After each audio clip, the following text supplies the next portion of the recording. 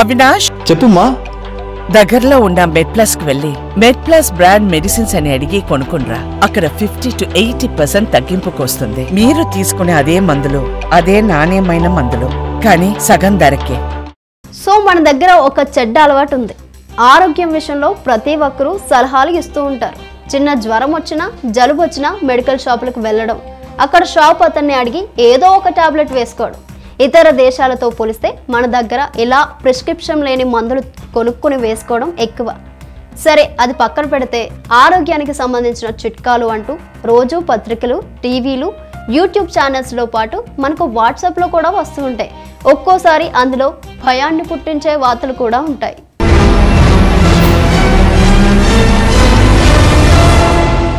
So ఇటీవల ఒక news clip social మీడియాలో వైరల్ అయింది.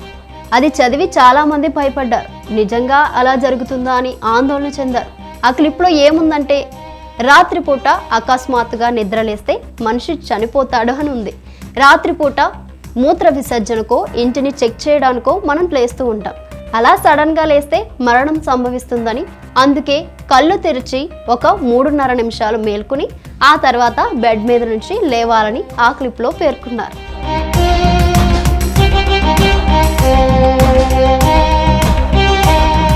సో ఆ క్లిప్లో మనల్ని భయపెట్టేలా చాలా విషయాలు రాసుకొచ్చారు. కానీ అవన్నీ ఇప్పుడు చెప్పి మిమ్మల్ని నేను భయపెట్టడం మంచిది కాదు. అయితే ఆ పోస్ట్లో పెట్టినట్లు నిజంగానే సడన్గా నిద్ర నుంచి లేవడం వల్ల మరణిస్తారా అంటూ పూర్తి అబద్ధం అంటున్నారు వైద్య నిపుణులు. రాత్రిపూట నిద్ర నుంచి సడన్గా లేచి కూర్చోవడం వల్ల మరణం సంభవిస్తుందని చెప్పడానికి ఎలాంటి సైంటిఫిక్ ఆధారాలు లేవని చెబుతున్నారు. అయితే ఇలా లేవడం వల్ల ఆర్థోస్టాటిక్ హైపోటెన్షన్ కలుగుతుందని మాత్రం చెబుతున్నారు. అయితే ఇది ఏదైనా వ్యాధో ఇంకోటో కాదు, మరేంటి అంటే మనం నిద్రపోతున్న సమయంలో ఫుల్ రెస్ట్లో ఉంటుంది.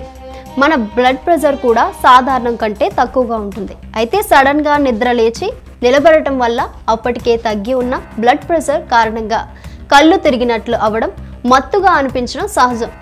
అంతేకాకుండా మన చూపు కూడా మసకగా ఉంటుంది. ఒక 30 సెకండ్ల పాటు అలాగే అనిపించడం అందరిలో ఉండే లక్షణమే. డీప్ స్లీప్ నుంచి సడన్గా లేవడం వల్ల అలాంటి లక్షణాలు కనిపిస్తాయి. ఇక వయసు ఎక్కువగా ఉన్న వాళ్ళైతే ఇలాంటి లక్షణాల కారణంగా కింద పడిపోతూ ఉంటారు. ఇలాంటి చిన్న చిన్న సంఘటనలు జరుగుతూ ఉంటాయి, అది అందరికీ తెలిసిందే.